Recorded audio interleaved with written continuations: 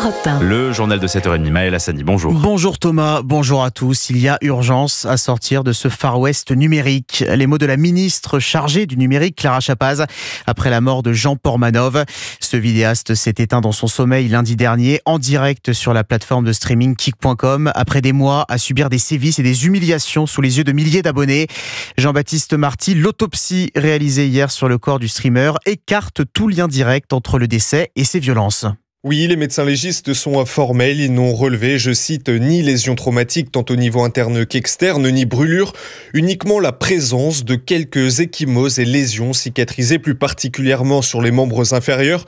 Pour le procureur de Nice, le décès n'est donc pas d'origine traumatique et n'est pas en lien avec l'intervention d'un tiers. Il met en avant deux hypothèses pour expliquer cette mort, soit une origine médicale, soit toxicologique. Les analyses se poursuivent donc pour trouver la cause exacte de ce décès. La piste d'une mort causée en raison des sévices infligés est à ce stade ainsi écartée. Reste à savoir maintenant si les comparses de Jean Portmanov peuvent être inquiétés judiciairement pour les violences que subissait au quotidien la victime.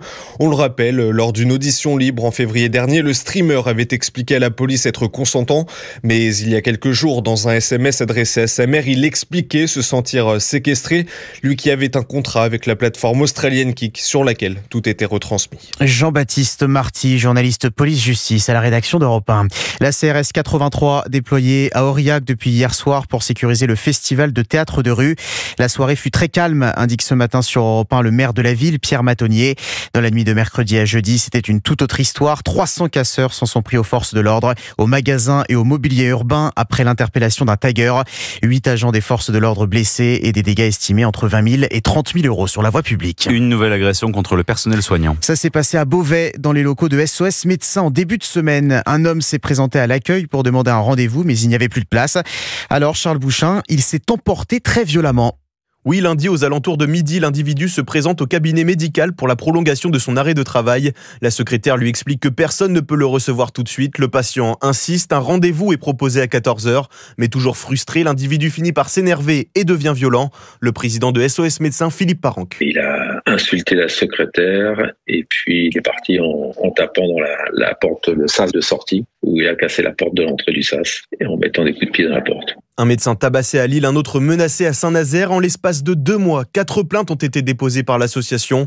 En plus des insultes permanentes par téléphone, le personnel est désormais confronté à des comportements agressifs au sein même des cabinets. Le personnel est agressé de plus en plus fréquemment. Il y a certains individus qui n'ont plus de limite. C'est une minorité de gens qui sont hors contrôle et à chaque fois, c'est pour une mauvaise raison. Et donc c'est cette population-là qui devient de plus en plus récurrente. Le président décrit un climat délétère dans les cabinets, mais pour autant, pas question de transformer les centres en bunker. SOS Médecins va continuer d'assurer la prise en charge médicale 24 heures sur 24 et 7 jours sur 7. Charles Bouchin, une autre illustration du climat antisémite en France. Le gérant d'un parc de loisirs des Pyrénées-Orientales est en garde à vue pour discrimination fondée sur la religion. Hier, cet homme de 52 ans a refusé l'accès au site à un groupe de 150 jeunes vacanciers israéliens âgés de 8 à 16 ans en invoquant, je cite, des convictions personnelles. Une réservation avait pourtant été effectuée en amont. Dans ce contexte délétère, la guerre se poursuit à Gaza. Le début de la nouvelle phase du conflit destiné à vaincre le Hamas en prenant notamment le contrôle de Gazaville est imminent. 60 000 réservistes rappelés pour cette mission. Benyamin Netanyahou ordonne dans le même temps l'ouverture immédiate de négociations pour libérer tous les otages encore retenus par le mouvement terroriste et pour mettre fin au conflit dans des conditions acceptables pour l'État hébreu. Volodymyr Zelensky accuse les Russes de chercher à se soustraire à une rencontre pour sceller un accord de paix. Rencontre voulue par les États-Unis et acceptée par le président ukrainien à condition de prendre connaissance en amont des garanties de sécurité accordées par les Occidentaux. Et après une nouvelle attaque russe massive dans la nuit de mercredi à jeudi, la France dénonce l'absence de volonté de Moscou de mettre fin à la guerre. Europe 1, il est 7h35. La situation ne peut en rester là, selon la ministre de l'Agriculture, Annie Genevard. Le gouvernement promet d'agir pour obtenir du président américain Donald Trump une exemption de droits de douane sur les vins et spiritueux coûte que coûte. Pour le moment, ce n'est pas le cas. Pas d'exception concernant les Bordeaux, Champagne et autres cognacs français, bel et bien taxés à 15% en entrant aux États-Unis, comme les autres d'autres produits issus du vieux continent. Aurélien Fleureau, c'est ce qu'a confirmé la Commission européenne hier. Oui, cette fois, ça y est, le document a été publié et il confirme l'instauration de droits de douane plafonnés à 15% sur la quasi-totalité des produits européens exportés aux États-Unis. Voitures, médicaments, bois, mais aussi le vin. L'exemption espérée n'a pas été obtenue, au grand regret de Jean-Marie Fabre, président des vignerons indépendants de France. On aurait espéré qu'il y ait un rapport de force différent, mais j'ose vous dire que partout dans le vignoble, nos entreprises ne se faisaient que peu d'illusions quant à la capacité de la Commission européenne à infléchir les négociations avec l'administration américaine. Personne n'a aujourd'hui la capacité de pouvoir réellement absorber cette augmentation parce que les marges sont de plus en plus faibles. Et Jean-Marie Fabre rappelle que 3600 vignerons indépendants exportent aux États-Unis, donc de petites structures familiales seront impactées. De son côté, la Fédération des exportateurs de vins et spiritueux a exprimé sa profonde déception et demande dès maintenant des mesures d'accompagnement du secteur. Enfin, Laurent Saint-Martin, ministre du Commerce extérieur, a précisé que ce n'était pas la fin de l'histoire et que l'accord actuel pouvait encore évoluer. Aurélien Fleureau, c'est la rentrée à gauche et un sujet s'impose dans les débats, le soutien au mouvement de blocage du 10 septembre prochain contre les mesures d'économie annoncées par le Premier ministre. Hier, aux journées d'été des écologistes, le premier secrétaire du PS, Olivier Faure, s'est prononcé en faveur de la mobilisation, tout comme ses partenaires du nouveau Front populaire, la France insoumise en tête. Et les filles qui lancent aujourd'hui ses traditionnels amphis d'été dans la Drôme et déjà une première polémique.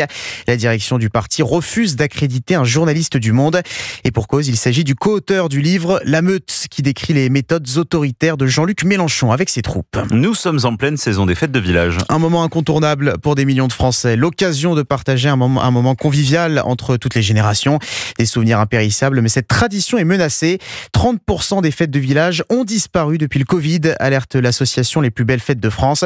Les raisons sont nombreuses. Manque de bénévoles, d'argent et règles de plus en plus strictes pour les organisateurs. Illustration à Saint-Cyrgue dans le Tarn avec la correspondante d'Europe 1, Margot Bongrand. Dans ce village de 200 habitants, la fête réunissait chaque année en juin plus de 250 personnes. Un moment crucial pour la commune. C'est un facteur de lien social, ça amène un peu de paix sociale. On voit bien que c'est des villages où il n'y a ni commerce ni école. Quel point de rencontre on peut trouver autre qu'une fête de village ? Johan a repris l'an dernier la tête du comité des fêtes de Saint-Cyrgue pour ne pas le voir disparaître. Mais malgré sa bonne volonté, cette année, la fête n'a pas pu avoir lieu car trop peu d'habitants s'engagent pour l'organiser. Ce qui devait arriver est arrivé. Personne ne s'est proposé pour reprendre la fonction de trésorier. Là, on s'aperçoit que c'est de plus en plus difficile à tenir. Au niveau organisation, oui, il faudrait qu'on soit plus nombreux. La raison qui ressort tout le temps, c'est le manque de temps. Un problème récurrent dans le département, explique Annie Béraille, secrétaire de la Fédération des fêtes d'Occitanie. Elle a vu de nombreux comités des fêtes s'éteindre après le Covid. Reprendre un comité des fêtes s'est avéré assez difficile. Les gens ne voulaient plus prendre de responsabilités. Les gens sont devenus plus consommateurs. Souvent, dans des petits villages, les bénévoles veulent s'investir un jour, 2 jours, mais pas sur une année. Les fêtes de village sont aussi mises en danger par la baisse de subventions accordées par les municipalités. Saint-Cyrgue, Margot Bongrand, Europe 1.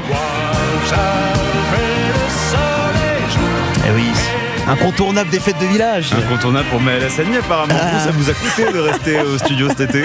Oui, c'est terrible. Je devrais faire un tour aux fêtes de village dans les prochains week-ends. On voit bien que ça vous est cher ces traditionnelles fêtes de village. Merci Maël Hassani pour votre journal de 7h30. Restez avec nous puisqu'on vous retrouve à 8h30 pour un nouveau point sur l'actualité. Mais tout d'abord, on regarde la